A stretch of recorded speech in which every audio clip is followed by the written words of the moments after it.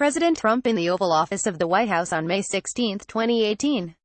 Saul Loeb, AFP, Getty Images updated at 9:44 a.m. This week in the Russia investigations, the Senate Judiciary Committee dumps documents about the 2016 Trump Tower meeting, the special counsel's office celebrates its first birthday, and the GOP escalates its war against the Justice Department. The enemy within after chapters on wiretaps, eavesdropping, unmasking, and the Foreign Intelligence Surveillance Act. The new hotness this week was confidential sources. FBI investigators used a confidential source in the initial phase of their inquiry into overtures made by Russian intelligence agents to people in the Trump presidential campaign. Law enforcement officials told the New York Times and the Washington Post that the person, who has been identified by name in another report by the Daily Caller, met with campaign aides in 2016 as the FBI was investigating who knew what about the Russian outreach. For Trump and supporters, the stories are more evidence about improper overreach by the FBI and Justice Department. This is really about President Barack Obama's administration snooping on the opposing party's political campaign during an election year, they argue.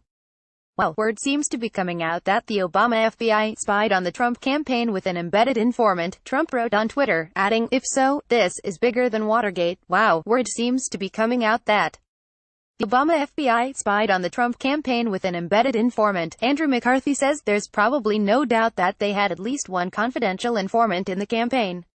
If so, this is bigger than Watergate. Donald J. Trump, at Real Donald Trump, May 17, 2018. Law enforcement officials have been fighting a rearguard action against Republican leaders in Congress who wanted information about the confidential informant. The FBI had begun taking precautions in case the name was revealed, as it now may have been, to try to protect other active cases connected with the person, per the Post. Known and unknown, many questions in the Russia imbroglio have not yet been answered, and some of them may never be. With enough time and detail, however, others do actually get resolved. The Senate Judiciary Committee released more than 2,500 pages of material this week related to its investigation into the June 9, 2016, meeting at Trump Tower in which Donald Trump Jr. hosted a delegation of Russians. It shed the most light yet on that aspect of the story, and on a few other subplots too. Here is a rapid-fire look at some questions that have been answered, and in many cases, the questions those answers have raised. Did the Trump campaign get political intelligence from Russia? Yes, Trump Jr. and his compatriots didn't get potent dirt on Hillary Clinton as they expected, according to the Judiciary Committee materials, but they did get something else. Russian attorney Natalia Veselnitskaya gave a tip about what she called illicit money transfers involving two American investors, the brothers Ziff. The people in the meeting who spoke to the Judiciary Committee said they didn't feel they could use that in the campaign. And they didn't understand what Veselnitskaya was talking about when she went on to complain about the Magnitsky Act sanctions that have pinched elite Russians since the Obama administration. Were there other transactions like this between the Trump campaign and the Russians? We don't know. There were contacts. Page flew to Moscow and then Sen. Jeff Sessions met with Russia's then ambassador to the United States, among others, but no conspiracy has been established definitively. President Trump, Trump Jr., and everyone else involved denies there was any conspiracy connecting the Trump campaign to the active measures the Russian government was waging against the United States. Donald Trump Jr. leaves the Senate Intelligence Committee on December 13, 2017, in Washington, D.C. Tazos Katapotes, Getty Images. Did President Trump actually reimburse his lawyer for the payments to Stormy Daniels? Yes. We asked last week, based on a document released by Daniels' lawyer, whether Russian billionaire Viktor Vekselberg might have covered the payment supporting the non-disclosure agreement about her alleged sexual encounter with Trump, an encounter the president denies. And to be clear, a company linked to Vekselberg did pay Trump's lawyer, Michael Cohen, although that company now denies its link to Vekselberg. But Trump himself this week listed his reimbursements to Cohen in his latest financial disclosures, apparently confirming that aspect of the story.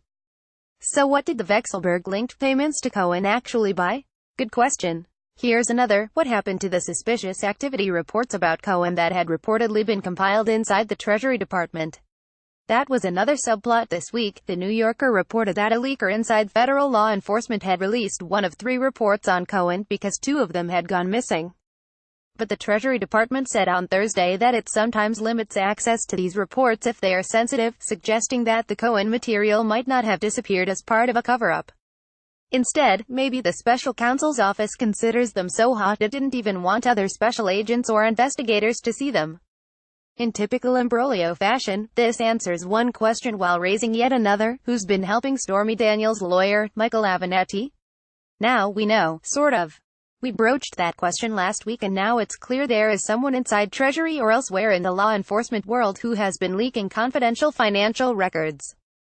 Somehow they made their way to Avenatti and formed the basis of his memo. Which leads to another question: what else could be in Cohen's bank records? Infiltration. Content in January, we asked whether infiltration might be the new collusion, whether the next line of advance in this story might involve attempts by Russian intelligence to co-opt American political organizations in 2016. There have been reports for a while about the outreach by one now sanctioned Russian government official via the National Rifle Association, and the Senate Judiciary Committee materials released this week confirmed there's yet more evidence about that which isn't yet public. The committee has obtained a number of documents that suggest the Kremlin used the National Rifle Association as a means of accessing and assisting Mr. Trump and his campaign, as the Judiciary Committee's Democrats wrote. At least one of those documents is already out in the open.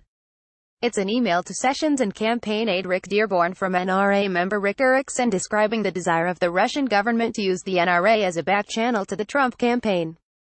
Democrats on the House Intelligence Committee quoted that email in their response to the majority report by the Republicans on that committee released earlier this year. Now the Senate Judiciary Committee's Democratic minority is suggesting there is more here. How much more? To what end? Were any other American political organizations involved, as intermediaries, or beneficiaries of straw donors, or in some other way? For every question in this saga that appears to be resolved, at least one more opens up.